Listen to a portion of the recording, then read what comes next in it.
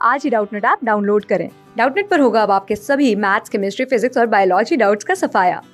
बस अपने क्वेश्चन की फोटो खींचो, उसे क्रॉप करो और तुरंत वीडियो सोल्यूशन पाओ। Download now. हेलो स्टूडेंट, आज का जो हमारा क्वेश्चन है इसमें कह रहा है कि जो कंपाउंड्स ऑफ आयरन्स होते हैं वो हमारे कलर्ड और पैरामैग्नेटिक होते हैं, तो ऐसा क्यों, ये हमें एक्सप्लेन करना है। ठीक है, तो यहाँ पे देखो, ठीक है, यहाँ पे क्या होता है कि अगर आप देखो तो ये मेरा Fe है। ठीक है, तो जो Fe मेटल आयन होता है, ये जो मेरा मेटल होता है, इसकी अगर मैं इलेक्ट्रॉनिक कॉन्फ़िगरेशन की बात करूँ तो वो मेरी क्या होती है, वो होती है आर्गन 3d6 4s2।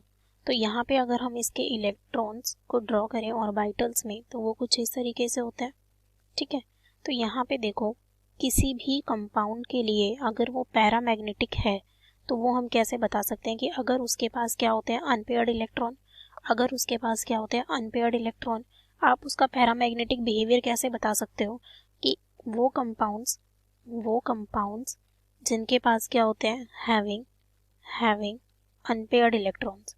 ठीक है, हैविंग अनपेयर्ड इलेक्ट्रॉन्स, तो वो मेरे क्या होते हैं, एक तरीके से पैरामैग्नेटिक। तो अगर मैं Fe की बात करूं, ठीक है, तो ये क्या है मेरा 3d6 1 2 3 4 5 एंड 6। ठीक है, एंड यहाँ पे इसके 2 इलेक्ट्रॉन है, तो इसके पास क्या होते हैं, देखो यहाँ पे 4 अनपेयर्ड इलेक्ट्रॉन्स है। कितने अनपेयर्ड इलेक्ट्रॉन्स है, ये 4 अनपेयर्ड इलेक्ट्रॉन्स है, 4 अनपेयर्ड इलेक्ट्रॉन्स।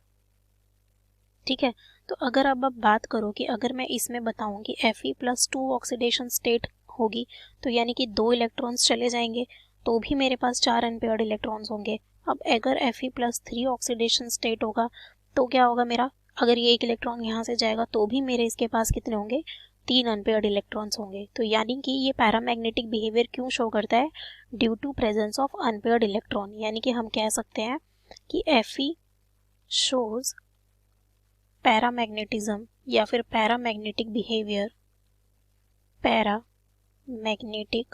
बिहेवियर। ठीक है, तो वो किसकी वजह से होता है, due to presence of unpaired electrons. इसके पास क्या होते हैं, हमारे अनपेयर्ड इलेक्ट्रॉन्स होते हैं, इसलिए। ठीक है, अब देखिए इसमें जो हमारा फर्स्ट जो बोल रहा था कि compounds of iron are coloured, उसको भी हम समझ लेते हैं कि वो ऐसा क्यों होता है। तो यहाँ पे देखो क्या होता है कि जो ट्रांजिशन मेटल्स होते हैं, एक तरीके से ट्रांजिशन मेटल्स हैं, इनके पास जनरली क्या होता है कि हमारे आयरन के पास जैसे आप देख सकते हैं एक या एक से ज़्यादा अनपेयर्ड इलेक्ट्रॉन है। ठीक है, तो जब भी क्या होता है कि ये किसी मेटल के साथ, ये जो मेरा मेटल है, अगर ये कोई अगर सपोज यहाँ पे लिगेंड आया, ठीक है, कोई मेरा क्या आता है यहाँ पे सपोज लिगेंड, तो ये क्या करते हैं, जनरली स्प्लिट कर जाते हैं। ठीक है, देखो इस तरीके से इसको हम ऐसे ड्रॉ कर सकते हैं, ये मेरा 3D है। ठीक है, यहाँ पे मेरा ये, ठीक है, अब क्या होता है कि जब भी मेरा मेटल, ठीक है, ये मेटल है, जब ये किसी लिगेंड के साथ कॉम्प्लेक्स बनाता है तो ये क्या करता है, स्प्लिट कर जाता है इस तरीके से। ये मेरा Eg और ये मेरा T2G है, T2G में स्प्लिट कर जाता है। तो अब यहाँ पे क्या है, देखो ये मेरा 3d6 है, ठीक है, एक तरीके से।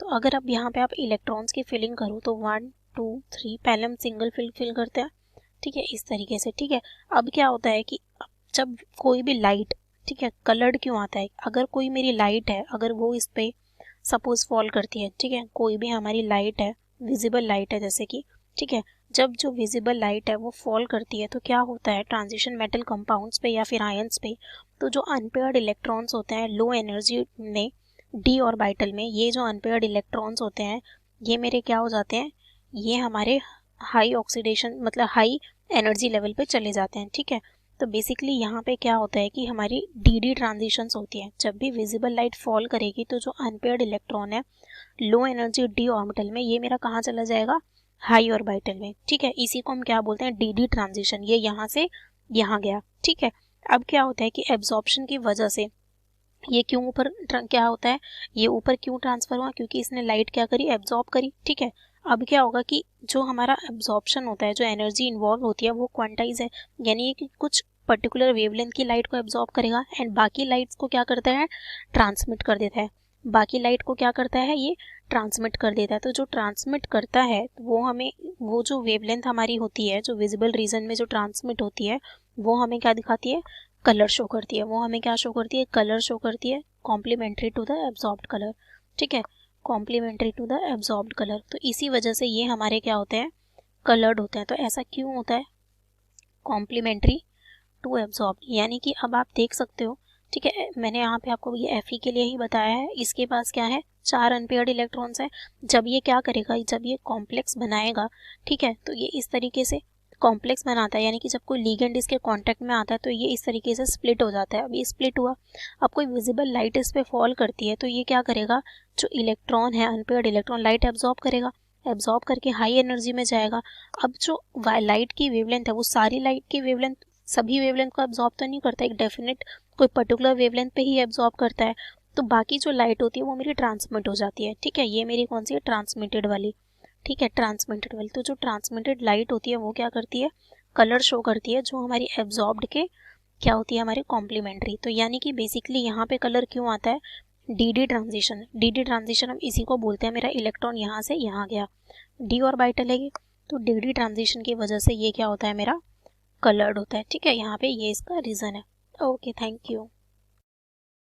क्लास 6 से 12 से लेके नीट, IIT, जेई मेंस और एडवांस के लेवल तक 10 मिलियन से ज़्यादा स्टूडेंट्स का भरोसा।